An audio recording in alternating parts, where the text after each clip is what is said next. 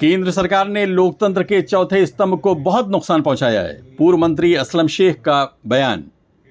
महाराष्ट्र के पूर्व मंत्री असलम शेख जागृत महाराष्ट्र न्यूज़ चैनल के सम्मान समारोह में मुख्य अतिथि के रूप में बोल रहे थे। इस सम्मान समारोह में महाराष्ट्र के पूर्व मंत्री असलम शेख और मुंबई के पूर्व महापौर और शिवसेना यूबीटी के विधायक सुनील प्रभु विशेष रूप से मौजूद थे। इन दोनों नेताओं ने कार्यक्रम के दौरान मेहमानों को संबोधित भी किया। असलम शेख ने पत्रकारिता और आज की राजनीति पर कहा कि पिछले 10 साल में देश में बड़ा परिवर्तन आ गया है। केंद्र सरकार ने अपने कार्यकाल में सबसे ज़्यादा लोकतंत्र के चौथे स्तंभ को नुकसान पहुंचाया है।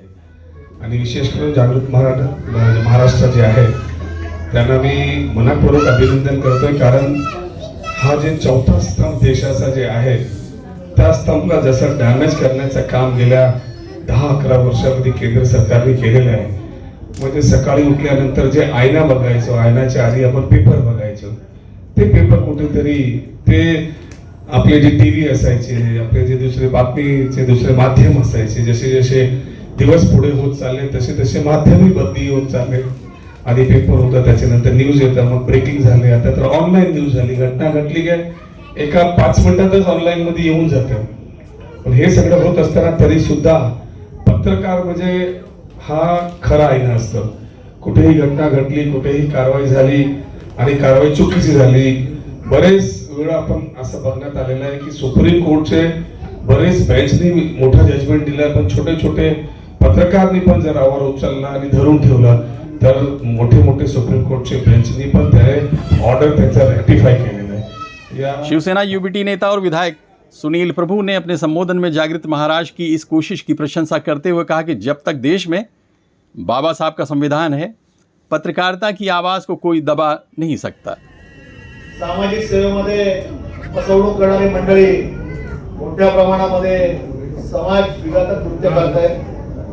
कायदा सुव्यवस्था त्याचा बोजवारा उडालेला आहे आणि मग अशा वेळेला खऱ्या अर्थाने जर समाजाला आरसा कोण दाखवत असेल तर तो लोकशाहीतला चौथा स्तंभ म्हणून वृत्तपत्राकडे आणि वृत्तवाहिनीकडे आणि हा वृत्तपत्र आणि वृत्तवाहिन्या लोकशाहीचा चौथा स्तंभ जोपर्यंत डॉक्टर बाबासाहेब आंबेडकरांची घटना या देशामध्ये सूर्यचंद्र असेपर्यंत जिवंत आहे, अस्तित्वात आहे, तोपर्यंत या लोकशाहीतील चौथ्या स्तंभाचा आवाज पुढेही राहू शकतो।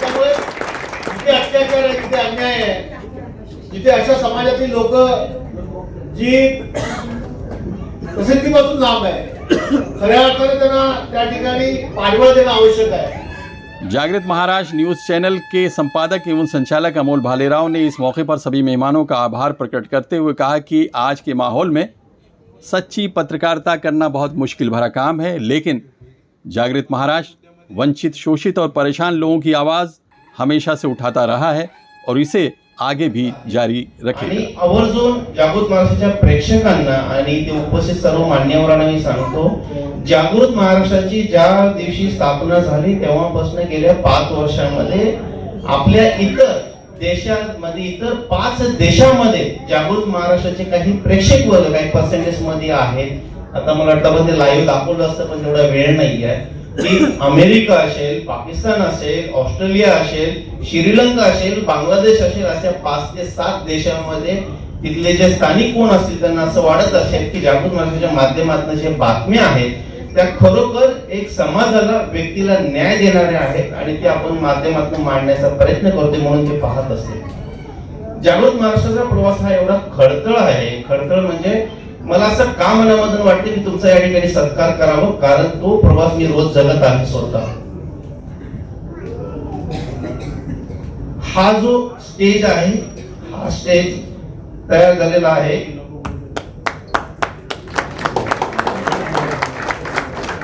आईवडिलांच्या मेहनतीमधून, आईवडिलांच्या मेहनतीमधनं हा पूर्ण स्टेज तयार झालेला आहे आणि त्यांनी नेहमी गेल्या 5 वर्षांमध्ये सांगितलेलं आहे की तू थांबू नकोस, तू समाजाची प्रश्न निर्भीडपणे मांडत राहा। म्हणून आतापर्यंत आम्ही कधीही कोणत्याही पक्षाला बळी पडलो नाही आणि ठामपणे आम्ही आमची मतं व्यक्त केलेली आहे।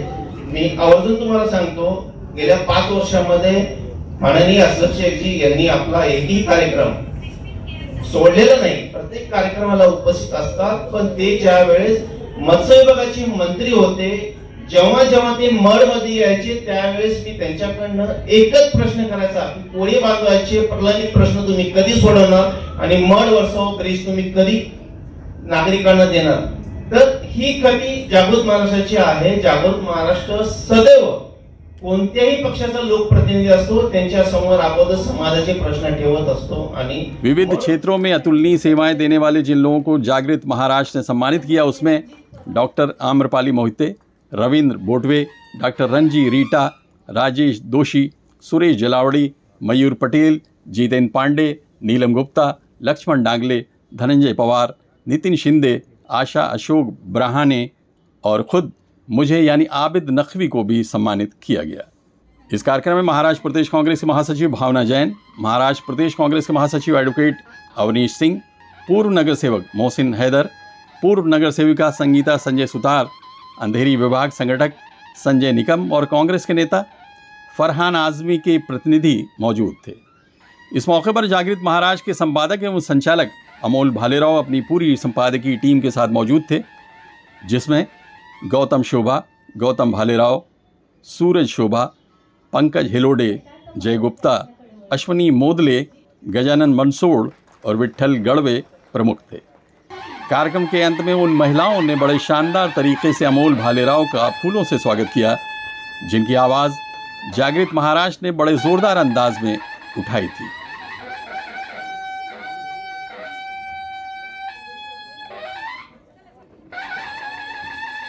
Abid Naqvi, press 9 news, Mumbai.